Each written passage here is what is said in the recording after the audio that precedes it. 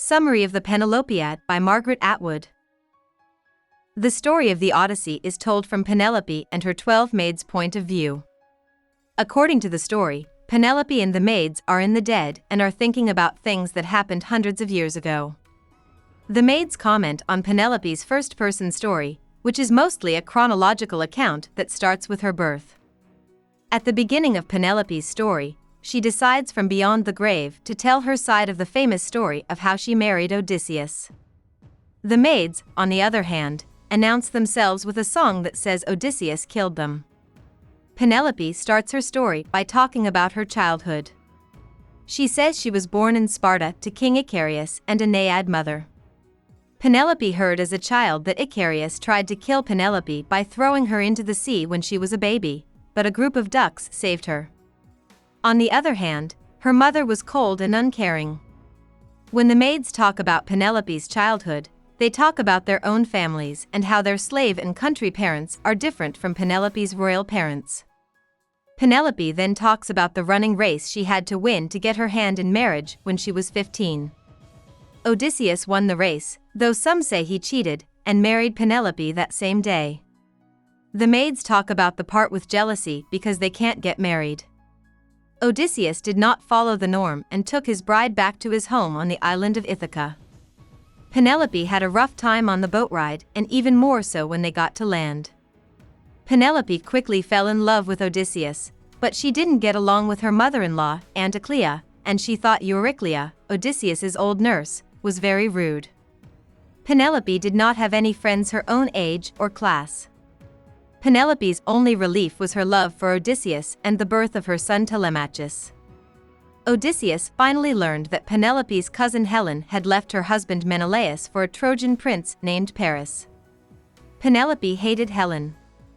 In reaction, Menelaus and a group of other men planned to attack Troy. They came to look for Odysseus because he promised Menelaus that he would guard his rights to Helen.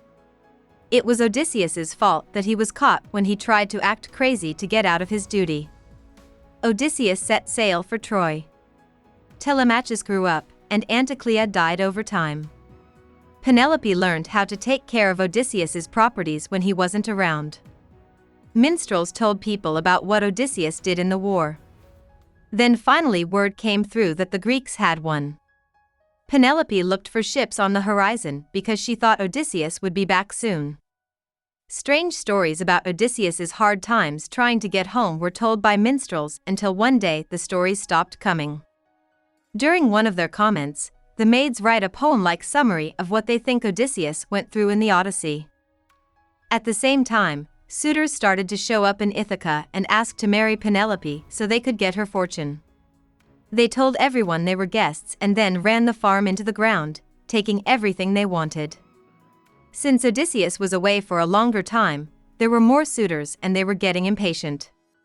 In order to keep them away, Penelope told them she would not choose a husband until she finished making a cloak for Laertes, Odysseus's father. But every night, Penelope and her 12 maids undid the work she had done that day in secret. This slowed down the process and gave her more time.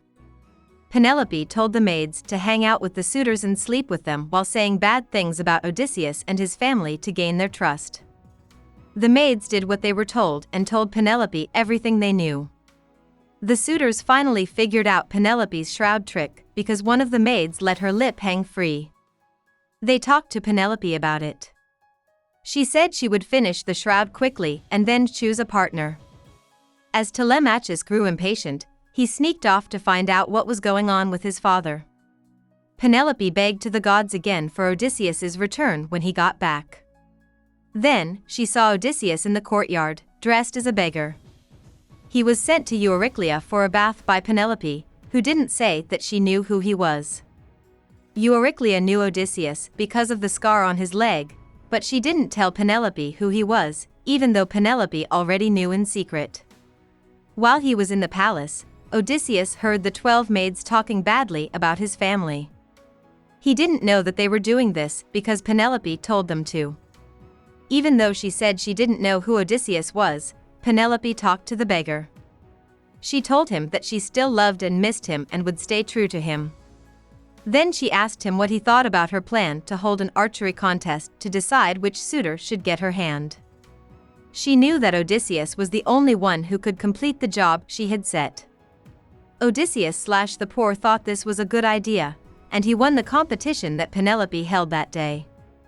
After that, he locked Penelope in her room and killed all the suitors. Following the killing of the suitors, Odysseus asked Euryclea to show him the maids who had been cheating on him. Euryclea showed Telemachus the 12 maids who were on Penelope's trail, and he hung them. Odysseus revealed his identity to Penelope after he was hanged, and she claimed to be shocked. Soon after getting back home, Odysseus set sail again on a quest to rid himself of the guilt of killing the suitors. After death, the 12 maids follow Odysseus around and haunt him. In their comments, the maids think about how they killed their own families from an anthropological point of view. They then put Odysseus on a fake trial to try to punish him for what he did. Odysseus decides to leave Penelope over and over again so that he can be born again and briefly get away from the maids. While this is going on, Penelope stays in the asphodel fields, and in the world of the dead, both of them keeps falling apart. About the author. Maggie Atwood was born in Ontario, Canada.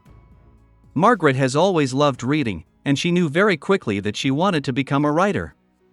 Atwood went to Harvard University and got a master's degree in English after studying at the University of Toronto. After finishing her college studies, Atwood started working as a teacher at several universities in Canada. Since she started putting out books in the 1960s, Atwood has written more than 15 novels, almost 20 collections of poems, and a lot of short story collections, children's books, and non-fiction books. Atwood is the founder of the Writers' Trust of Canada and the Griffin Poetry Prize.